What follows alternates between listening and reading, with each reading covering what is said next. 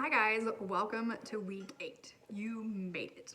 I wanted to share a couple things sort of reflecting on the introduction, the overview of Module 8. I wanted to start with sort of a general idea though. How do historians learn about the past? Okay, and I hope you kind of have an idea about this after these 8 weeks.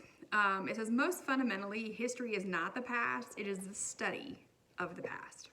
Okay. They did in the module overview post some questions, and I just wanted to briefly talk about those questions. So number 1 says, what does it mean to think like a historian? I hope you have realized there's a lot of critical thinking going on here.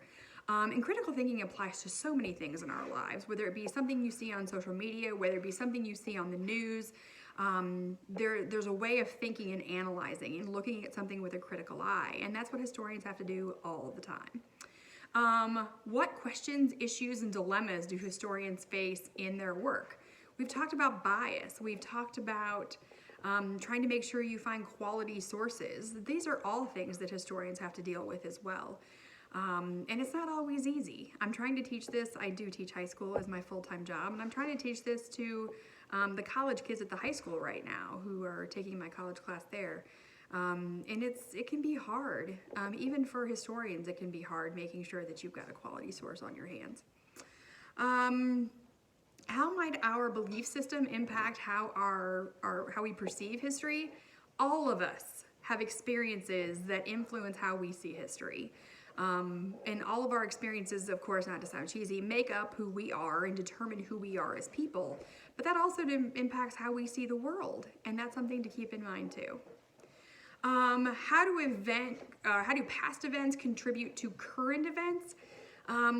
We spend a lot of time on this in class and trying to pick sort of a general idea and look at it from different angles. The most famous one right now that a lot of people are writing about is the flu pandemic in the 19-teens and the current COVID epidemic. How people reacted, how people dealt with all of the problems and the challenges of living through a pandemic. And there are tons of connections that can be made. And again, understanding one can help you understand another. How can history help us understand and solve contemporary challenges? We've talked about this a lot too, and a lot of your answers were great about this. The cheesy thing we always say is like, we don't want to repeat history, right? If you know your history, you won't repeat it. I would like to think that is true, but if you look at the world today, I kind of feel like it's not.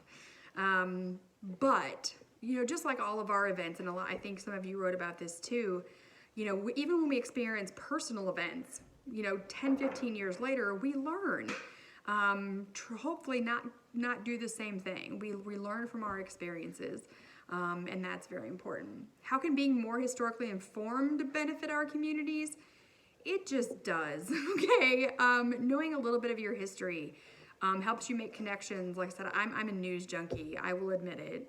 Helps you make connections with the news, helps you understand sort of the bigger picture of the world instead of sometimes a very narrow vision of the world that we tend to have. So anyway, that's just sort of the summing it up for week 8. I hope you're doing well. I am going to start grading projects tonight. I just wanted to let you know that. So grades will start rolling in. I'm really look forward to seeing what you did. So have a great week, and thanks for taking the class. Bye.